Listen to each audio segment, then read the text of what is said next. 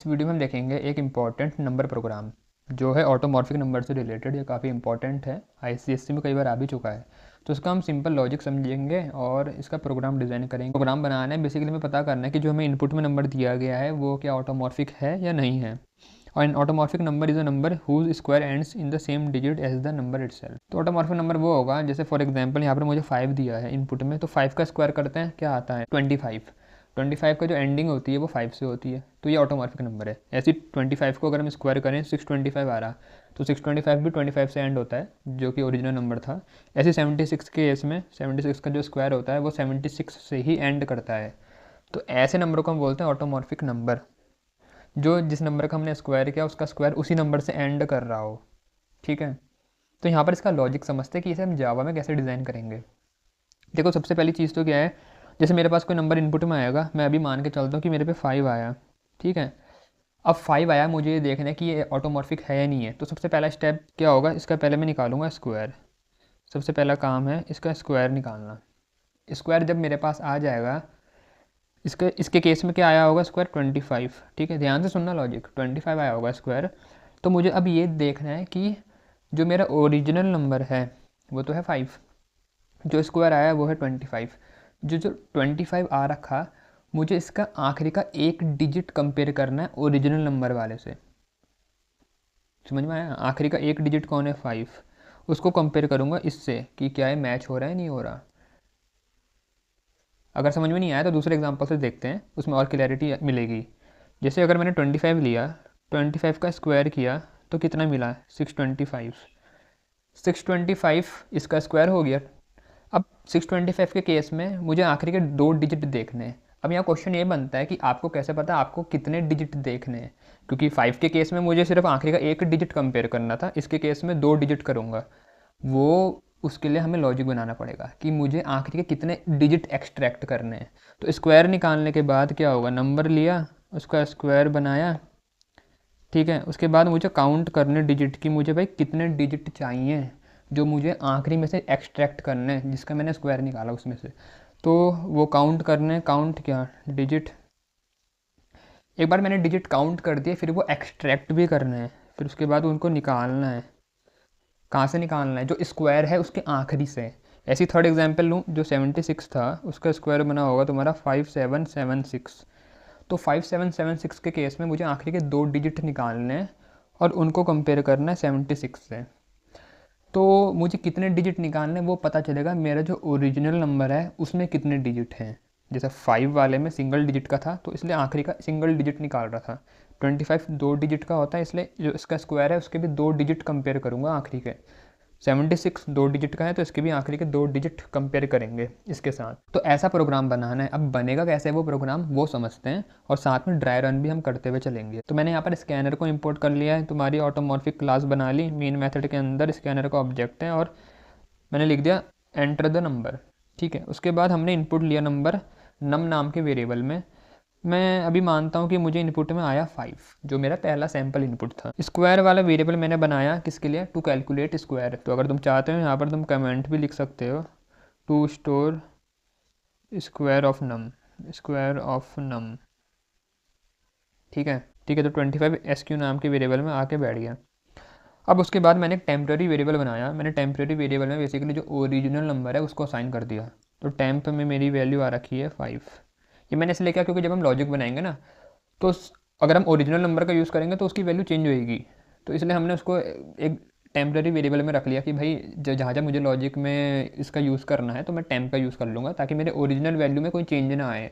ऐसा क्यों, क्योंकि हमें एंड में कंपेयर भी तो करना है कि अगर मेरा ओरिजिनल वाला नंबर और जो मेरे स्क्वायर के आखिरी के डिजिट हैं वो मैच कर रहे हैं, तो उस केस में हम चाहते हैं कि मेरे ओरिजिनल वाले में कोई चेंजेस ना आए, इसलिए हमने एक टेम्प्रेरी वाला बना के रखा है। काउंट करा मैंने 0, काउंट वेरिएबल मैंने बनाया है किसके लिए, डिजिट काउंट करने के लिए।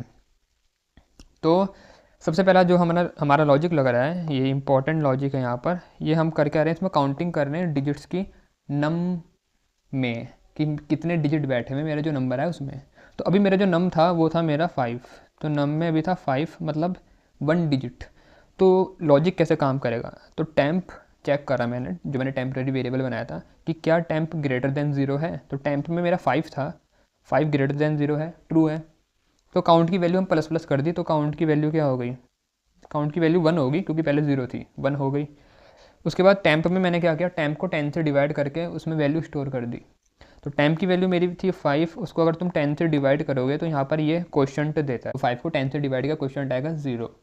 तो टेम्प में मेरा आ गया अब 0। तो देखा, इसलिए बनाया टेम्परेरी वेरिएबल क्योंकि टेम्प की वैल्यू चेंज होती रह रही है। 0 आ गया, फिर से कंडीशन चेक होगी कि क्या टेम्प ग्रेटर देन 0 है, नहीं है। तो इस केस में ये बंद हो गया और मेरा जो काउंट आया वो है 1, मतलब एक डिजिट है। अब ये तो मैंने ड्राई रन तुम्हें बताया 5 के केस में। अब ऐसी एग्जांपल के लिए लेता हूँ मैं अपना दूसरा वाला जो था 25। मान लो मेरा नम में आया होता 25, ठीक है। 25 में कितने डिजिट है, 2 डिजिट है, तो काउंट की वैल्यू 2 होनी चाहिए मतलब। तो देखते हैं काम कैसे हो रहा होगा यहाँ पर।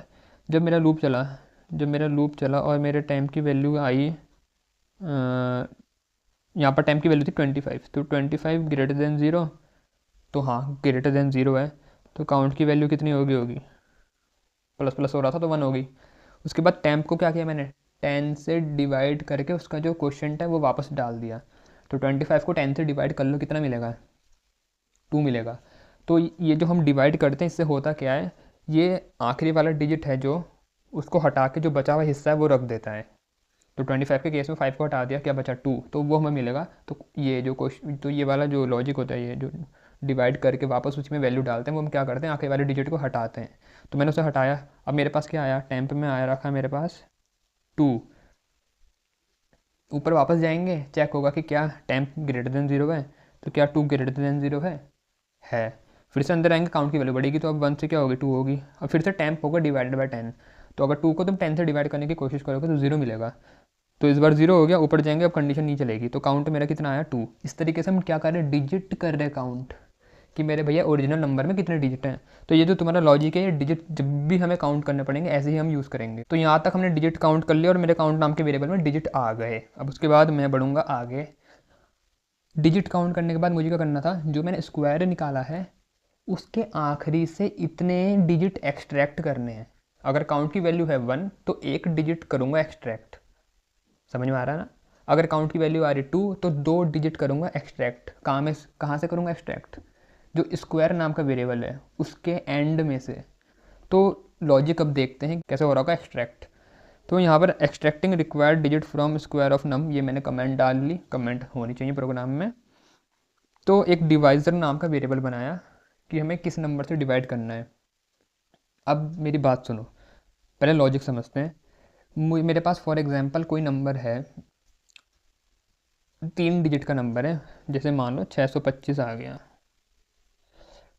मुझे इतना पता है कि मेरे को इसके आखिरी के 2 डिजिट चाहिए, तो मैं किस नंबर से डिवाइड करूं।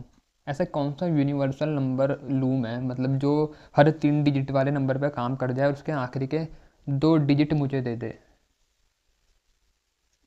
इसको मैं 100 से डिवाइड करूँगा, समझ में आया। अच्छा, अगर मैं करूँ डिवाइड 100 से तो कितना बनेगा, 100 6 600, क्यों, तो मेरा कितना बचा रिमाइंडर, 25 मिल गया ना, आखिरी के 2 डिजिट। ऐसे ही मैं कोई सा भी 3 डिजिट का नंबर हूँ उसमें अगर मैं 100 से डिवाइड करता हूँ तो आखिरी के 2 डिजिट मिल जाएंगे। अब ध्यान देने वाली बात यह है, अगर मेरे को आखिरी के 2 डिजिट चाहिए तो मैं 100 से डिवाइड कर रहा हूँ। अगर मेरे को आखिरी का 1 डिजिट चाहिए होता तो सोचो ज़रा। फॉर एग्जांपल मेरे पे 25 है, इसको मैं किससे डिवाइड करूँ कि मेरे को आखिरी का 1 डिजिट मिल जाए, सोचना ज़रा। 10 से, अगर 10 से डिवाइड करूँगा तो 10 2 ज़ा 20, क्या मिला, 5, आखिरी का डिजिट, सिंगल डिजिट। अब एक चीज़ का ध्यान दो, जब 1 डिजिट चाहिए था आखिरी का तो मैंने 10 से डिवाइड किया, जब 2 डिजिट चाहिए थे आखिरी के तो 100 से डिवाइड किया। ऐसे जब 3 डिजिट चाहिए होंगे तो 1000 से करूँगा, 4 डिजिट चाहिए होंगे तो 10,000 से करूँगा। जितने डिजिट चाहिए वन में उतने ही ज़ीरो होने चाहिए जिससे मैं डिवाइड कर रहा हूँ। 1 डिजिट 1 ज़ीरो मतलब 10, 2 डिजिट तो 2 ज़ीरो मतलब 100। समझ रहे हो लॉजिक। तो उसी तरीके से जो डिवाइज़र होगा वो कैसे निकालूंगा मैं, मैथ डॉट पाओ, POW एक पावर निकालने के लिए फंक्शन होता है। तो मैंने 10 की पावर निकाली उतनी जितने मेरे काउंट ऑफ डिजिट हैं। अब काउंट में अगर 1 होगा तो 10 की पावर 1 बनेगा, जो क्या होता है 10। अगर 2 है काउंट की वैल्यू, 2 का मतलब है कि मेरे को 2 डिजिट निकालने हैं आखिरी के, 2 डिजिट निकालने तो मेरे पे 100 बन के आना चाहिए ना। तो 10 की पावर यहाँ पर काउंट होगा 2, तो वो बनेगी 10 की पावर 2, तो मेरे को मिल गया 100। तो इस तरीके से मैं जिससे मुझे डिवाइड करना है वो हम ये नंबर कैसा मेरे पे आ रखा है उसके हिसाब से हम बनाते हुए चल रहे हैं। समझ में आ रहा है ना यहाँ तक? तो अब दिक्कत ना यहाँ पर ये होती है, मैथ डॉट पावर करके ये तो मैंने बना दिया, बट जो ये मैथ क्लास के फंक्शन होते हैं ना, डेसिमल में वैल्यू देते हैं, 100.0 10.0 ऐसा देगा। पर मेरे को ऐसा तो नहीं चाहिए ना, मेरे को तो इंटीजर से डिवाइड करना है। तो उस लिए हमने इसको इंटीजर में टाइप कास्ट किया, इसके आगे इंटीजर लिख करके INT लिख करके, उससे ये इसको इंटीजर बनाएगा और डेसिमल वाला पार्ट है उसको हटा देगा, तो ये 100 मिलेगा, 10 मिलेगा, ऐसा होगा। ये डिवाइज़र की बात कर रहा हूँ मैं। तो डिवाइज़र मेरे पे इस तरीके से आ रहा, समझ में आया? ये इंपॉर्टेंट है, ये तुम्हें पता होना चाहिए कि ये लॉजिक में हम बना कैसे रहे हैं। अब डिवाइज़र आ गया मेरे पास, तो मुझे इस डिवाइज़र से उस स्क्वायर को डिवाइड भी तो करना है और उसके आखिरी के वो डिजिट निकालने हैं। तो भाई वही कर रखा है आप यहाँ, स्क्वायर है जो मेरे पास, ठीक है, SQ नाम के वेरिएबल में, उसको डिवाइड किया डिवाइज़र से, और जो भी आया वो मेरे को आखिरी के डिजिट मिलेंगे। अब वो डिपेंड करेगा, मेरे को 2 डिजिट चाहिए थे तो काउंट की वैल्यू यहाँ पर 2 होगी, तो मेरे को 100 मिला होगा डिवाइज़र, तो उससे मैं डिवाइड करूँगा तो 2 डिजिट मिलेंगे। अब डिवाइज़र 10 है, मतलब 1 डिजिट चाहिए, तो वो मेरे को 1 डिजिट मिल जाएगा। मतलब लॉजिक उसी तरीके से काम कर रहा है कि भाई मेरे को चाहिए कितने, क्योंकि हमने बनाया लॉजिक ऐसा है। समझ में आ रहा है यहाँ तक? लाइक कर देना समझ में आ रहा है तो, ठीक है, और कमेंट में लिख भी देना कि समझ में आ रहा है। तो लास्ट डिजिट मुझे मिल गए। अब लास्ट डिजिट मुझे मिल गए, तो भाई बोला गया था क्वेश्चन में कि ऑटोमॉर्फिक नंबर वो होता है जो अपने स्क्वायर के आखिरी, मतलब आखिरी के जो उसके डिजिट होते हैं वो उसी नंबर के बराबर हो। जैसे 25 के केस में 625, आखिरी में 25 आ रहा था, तो बस मुझे करना क्या है, मुझे ओरिजिनल नंबर में से आखिरी के डिजिट कंपेयर करने हैं। तो मैंने वही करा कि इफ़ लास्ट के डिजिट इक्वल होते नंबर के बराबर, तो प्रिंट कर देंगे कि नंबर ऑटोमॉर्फिक नंबर है। अगर ऐसा नहीं होता तो प्रिंट कर देंगे number is not an automorphic number, भाई वो ऑटोमॉर्फिक नहीं है। ये करने के बाद मेन क्लोज कर दी, क्लास क्लोज करके कमेंट भी डाल दिए। तो ऐसा था इसका प्रोग्राम। उम्मीद है मुझे समझ में आया होगा, आया है तो लाइक कर देना, शेयर भी कर देना वीडियो, और मिलते हैं फिर किसी दूसरी वीडियो में। Thanks for watching.